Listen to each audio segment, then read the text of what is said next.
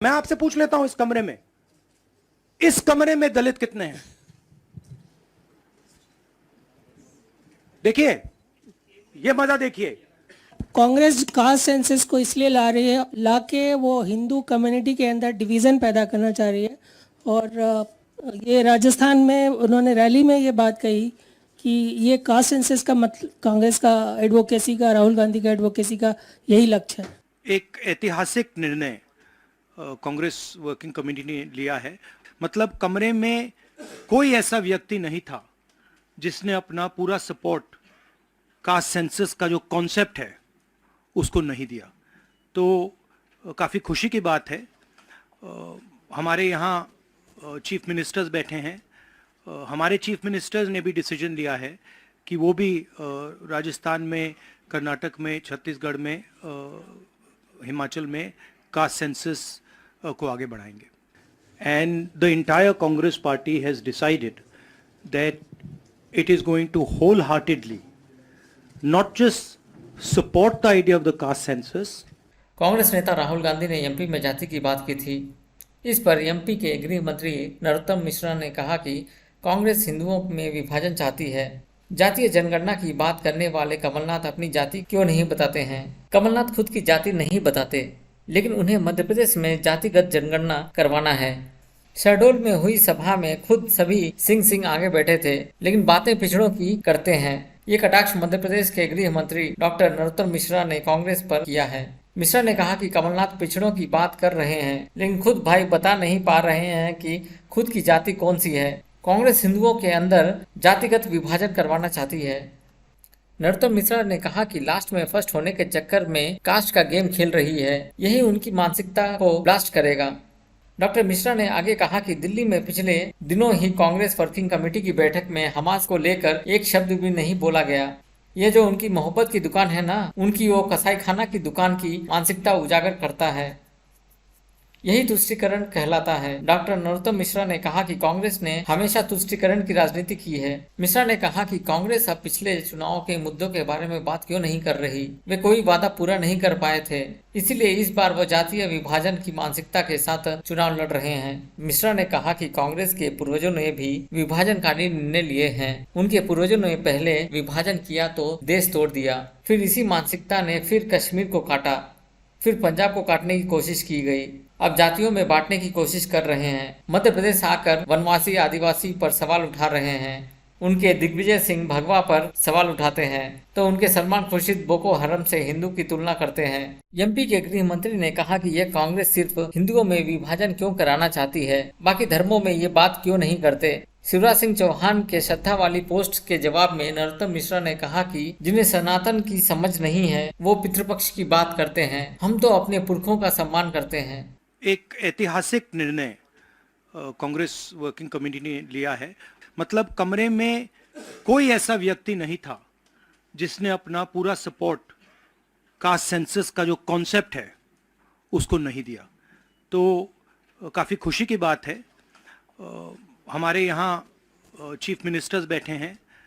हमारे chief ministers ने भी डिसीजन लिया है कि वो भी राजस्थान में, कर्नाटक में, छत्तीसगढ़ में, हिमाचल में कास्ट सेंसस को आगे बढ़ाएंगे। And the entire Congress party has decided that it is going to wholeheartedly not just support the idea of the caste census।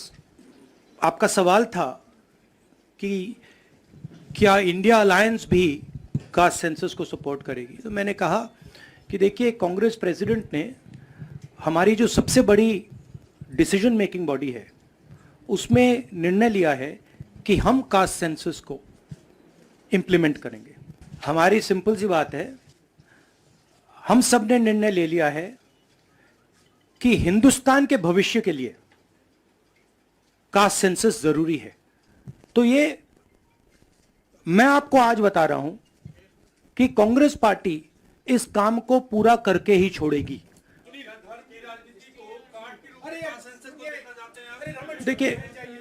देखिए नहीं, मैं इसका जवाब देता हूं। देखिए, ये कास्ट और धर्म की बात नहीं है, ये गरीबी की बात है।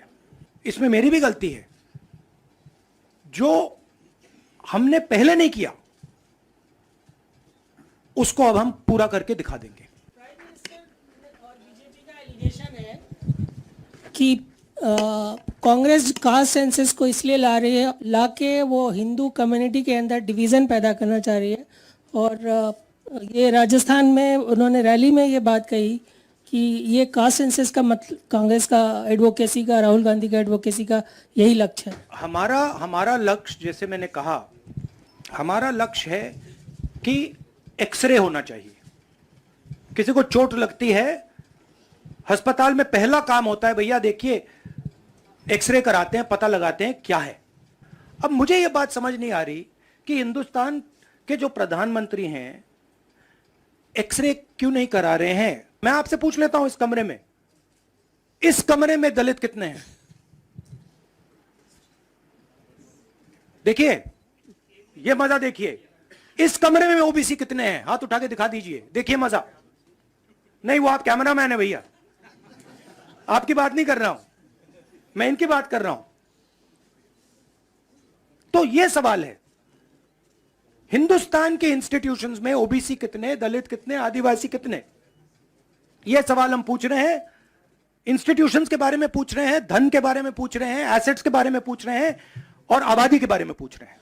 Ravi, rights and what will happen to southern states and the various things.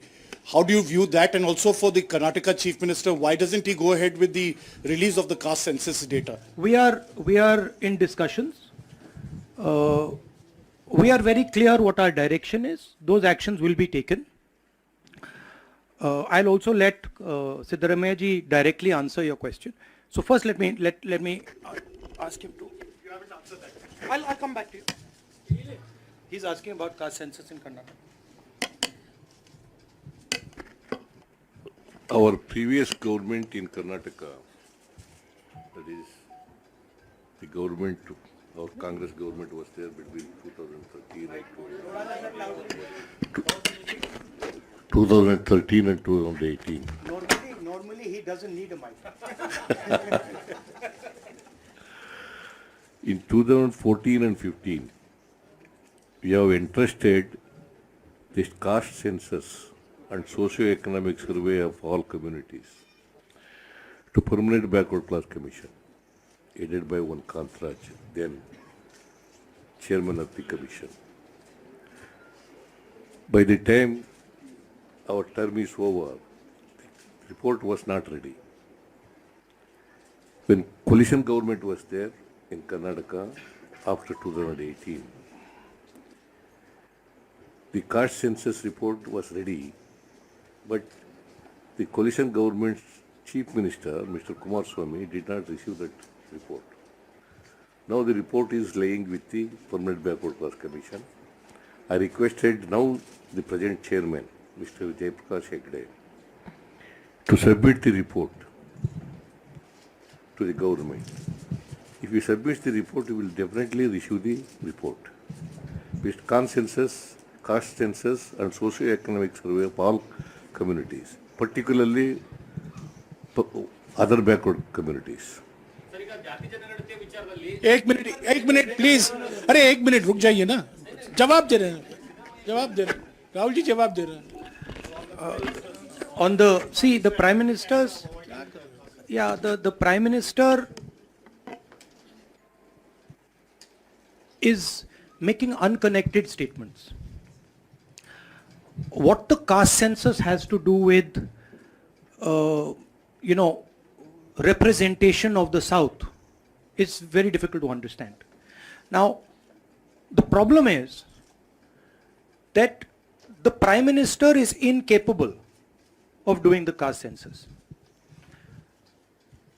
I'd like to point out something quite interesting. There are हमारे 4 चीफ मिनिस्टर्स हैं. 4 में से 3 ओबीसी वर्ग के हैं. बीजेपी के 10 चीफ मिनिस्टर हैं, 1 ओबीसी वर्ग के हैं, और वो भी कुछ ही दिन में चीफ मिनिस्टर नहीं रहेंगे. तो बात बहुत होती है ओबीसीज की, मगर नरेंद्र मोदी जी को यह बताना है कि ओबीसीज के लिए आपने किया क्या. मैंने पार्लियामेंट में उदाहरण दिया कि 90 अफसरों में से 3 अफसर ओबीसी वर्ग के हैं। नरेंद्र मोदी जी ने उसके बारे में कुछ नहीं बोला। उन्होंने यह भी नहीं बोला कि हां ये गलत है, उन्होंने बोला, एक शब्द नहीं बोला। मतलब उनके लिए यह एक्सेप्टेबल है कि हिंदुस्तान में जिनकी शायद 50% आबादी है अप्रोक्सीमेटली, उनका सरकार को चलाने में कोई भी हक ना हो। तो ये तो सच्चाई है, रियलिटी है। प्राइम मिनिस्टर सीधा कह दें कि हम कास्ट सेंसस का डेटा रिलीज कर देंगे। प्राइम मिनिस्टर सीधा कह दें कि अगला सेंसस कास्ट बेसिस पे होगा, वो कह ही नहीं सकते, क्योंकि प्राइम मिनिस्टर सचमुच में ओबीसी वर्ग के लिए काम नहीं करते हैं। प्राइम मिनिस्टर का काम ओबीसी वर्ग को डिस्ट्रैक्ट करने का, ओबीसी वर्ग के ध्यान को इधर उधर करने का है। जो सच्चाई है कि ओबीसी वर्ग, दलित वर्ग, आदिवासी वर्ग को कितनी भागीदारी मिल रही है, उससे डिस्ट्रैक्ट करने का पूरा सिस्टम बना रखा है आरएसएस ने और नरेंद्र मोदी जी ने। और नरेंद्र मोदी जी उनके मेन इंस्ट्रूमेंट है, मतलब सेंट्रल औजार हैं। उनका यही काम है कि भैया ओबीसी की भागीदारी ना हो, ध्यान इधर उधर जाता जाए।